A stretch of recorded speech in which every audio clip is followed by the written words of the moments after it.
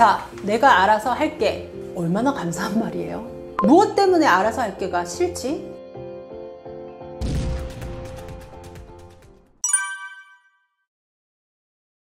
자, 내가 알아서 할게. 얼마나 감사한 말이에요. 정말 감사한 말이잖아요. 내가 알아서 할게. 내 공부는 내가 할게 라는 말은 사실 생각해보면 굉장히 믿음직스러운 말이에요. 그런데 내가 알아서 할게 라고 말을 할 때 한숨이 나오는 이유는 뭘까요? 부모가 생각하는 기준대로 못할 것 같아서, 내가 생각하는 부분까지 못 해낼 것 같아서, 엉뚱한 방향을 할 것 같아서 알아서 할게 라는 말이 마음에 안 드는 거예요. 알아서 할게 라는 말이 내가 왜 마음에 안 드는지 그 부분을 한번 생각해 보셔야 돼요. 무엇 때문에 알아서 할게가 싫지? 지금 30대, 40대에도 부모에게 기대고 의존하는 자녀가 많다는 게 전반적으로 사회의 문제잖아요. 그 친구들의 문제는 뭐죠? 내 인생을 내가 알아서 할게 라고 못해서 일어나는 문제거든요. 그런데 이제 중학생밖에 안 된 아이가 내가 알아서 할게 라는 것은 박수 쳐주고 너 정말 대단하다 라고 해야 될 일이에요, 실상은. 그런데 말도 안 되는 소리 한다 라고 생각하실 거예요. 왜냐면 내가 알아서 할게 라고 이야기하고 나서 제 아이처럼 밤새 웹소설을 보고 수학 점수 40점 맞아오고 이렇게 하니까 네가 알아서는 뭘 알아서 해? 네가 세상을 알아? 저도 저희 아이 사춘기 때 가장 많이 했던 말이, 너는 이런 시선으로 보고 있어 세상을. 그래서 네가 알긴 뭘 알아. 네 친구들도 이만큼의 시선으로 보고 있어. 세상은 넓게 봐야 되는 거야. 엄마가 알지 네가 무슨 세상을 알아 라고 이야기를 했었거든요. 그러면 아이 입장에서는 내가 알아서 내 인생을 산다는 게 문제가 있는 거구나. 나는 부족한 인간이구나. 나 혼자로 하면 망할 수밖에 없구나 라는 생각이 드는 거예요. 그 생각들이 쌓이면 결국은 부모한테 의지하고 평생을 부모 옆에서 독립하지 못하는 아이로 자라게 되는 거죠. 지금은 학령기 아이를 키우고 계시니까 그런 생각이 안 들겠죠. 빨리 이 아이가 잘 됐으면 좋겠고 이런 생각 하실 텐데 그 목표가 뭘까요? 나중에 생각해보면 이 아이가 정말 건강하게 나에서 독립해 나가는 거잖아요. 나한테 끝까지 붙어서 엄마 나 40인데 내 아이 좀 부탁해. 나 결혼을 못할 것 같아?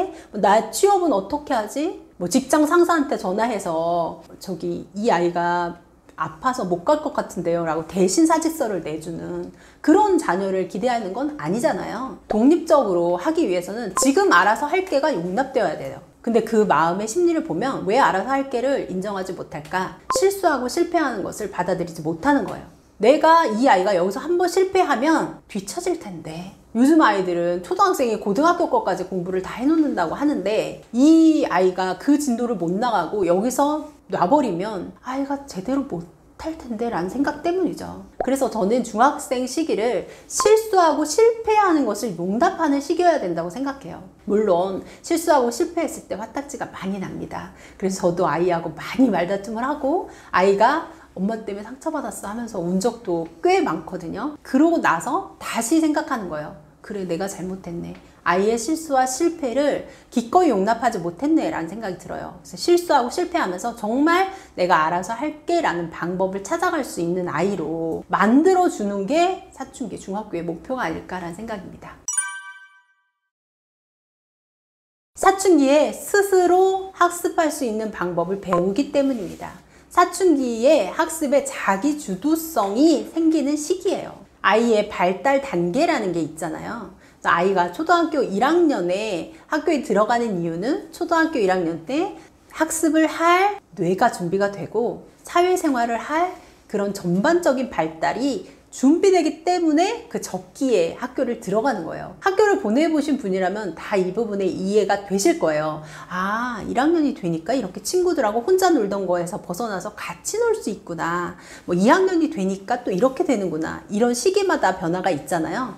사춘기에 그렇게 학습을 스스로 할 수 있는 자기주도성을 갖고 할 수 있는 만큼의 아이의 발달이 이루어지기 때문에 적기라고 보여지는 거죠. 이해를 들어보자면 2024년에 숙명여대의 연구팀에서 자기주도 학습, 사교육의 효과가 무엇일까라는 조사를 했습니다.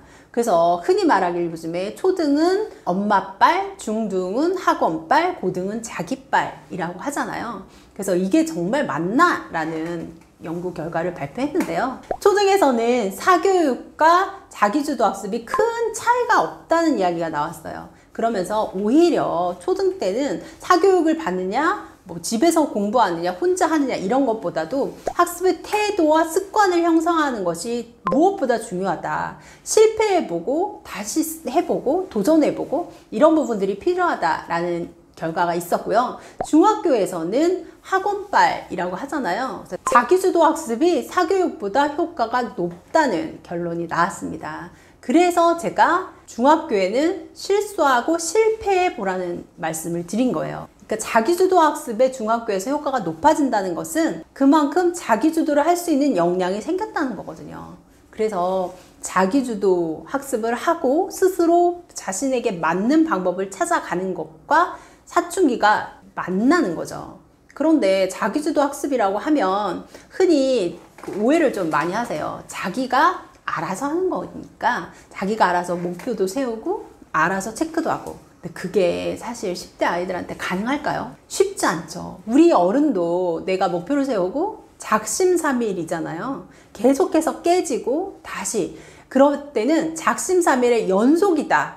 작심삼일을 365일 한다 라는 생각으로 아이한테 접근하시는 게 필요할 것 같아요. 그래서 아이가 계획을 세우고 다시 실패하고 못 지킬 확률이 굉장히 많거든요. 그럴 때마다 다시 시작해서 또 그렇게 하면서 그 실패를 통해서 아이는 하나씩 찾아가는 거예요. 아, 나는 인강을 들었더니 인강은 안 되겠더라.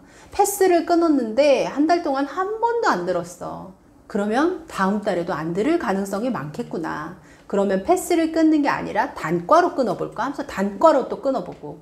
내가 학원에 갔더니 학원에 다니는 것만으로는 좀 안 되는 것 같은데 뭐가 문제지?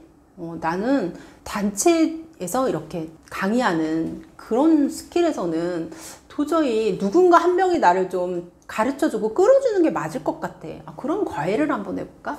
이런 식으로 자기한테 맞는 학습 방법을 찾아가는 게 필요하죠. 저희 아이 같은 경우는 그래서 뭐 자기주도 학습 학원, 그리고 자기주도 한다는 것을 핑계로 혼자서 아무것도 안 하는 시기, 그 다음에 뭐 학원, 과외 다 경험해 봤거든요. 그러면서 이제는 아이가 이야기해요. 아, 나한테는 요런 학원의 유형이 맞는 것 같아.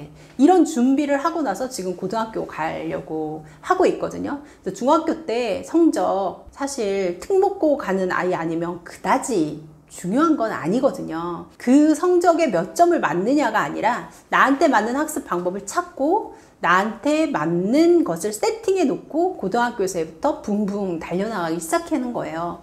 그래서 그런 부분들을 찾아가는 과정이 사춘기와 맞물리기 때문에 스스로 학습할 수 있는 그런 경험을 사춘기에 많이 주시는 게 좋죠.